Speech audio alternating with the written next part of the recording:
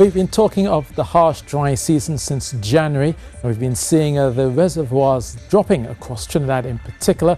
These were the figures in March. Notice that Navat was at 51% there and now dropping to 34%. Arena is just about half full, and Hollis at 40%, and Hillsborough doing the best of all the reservoirs at 60%. It's usually at 64% capacity, but everywhere else in Trinidad, those reservoirs are below average. And we'll see very little change in terms of the weather conditions overnight and into Tuesday morning. Definitely looking for a lot more sunshine to come. There's only a low chance of a shower, and you'll notice that mainly across the hillsides around parts of eastern Trinidad.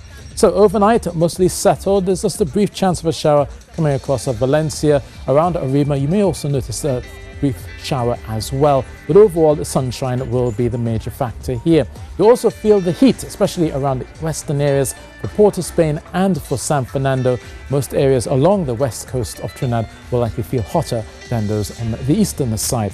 Looking at lows tonight of 23 degrees Celsius in Trinidad, 25 likely in Tobago, 33 with the high in Arima, but notice in parts of the western Trinidad could get up to 34, and Tobago hovering at 31. Now conditions are set to remain the same through Wednesday. Then on Thursday there's a lot more moisture to come, especially for Trinidad, and this could lead to some showers stretching from Thursday into Friday.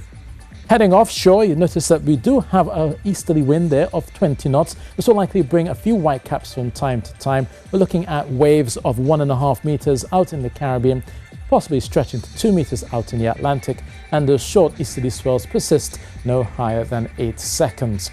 Now across the eastern parts, it's mostly settled. For the western Caribbean, it's been quite showery and quite rainy as well, especially around Cuba, all courtesy of an upper level trough. Most of that rainy activity will actually drift towards Hispaniola. So you could be seeing Haiti seeing those downpours, as well as Santo Domingo, a heavy shower or two. And there's also the possibility of a street or flash flooding in some of those heavier showers. For the eastern Caribbean, it remains mostly settled. There's a few brief showers for Antigua into Dominica and St. Lucia. But once you get past that, you'll notice a lot of the sunshine coming through for Barbados, coming down to St. Vincent and Grenada, a bit of haze as well, and even down towards Georgetown, partly sunny and a high of 31 degrees Celsius. But for us, it will remain hot, 33. A stray shower is likely, and during this harsh, dry season, definitely try to conserve the water. That's the weather, and that's it from me.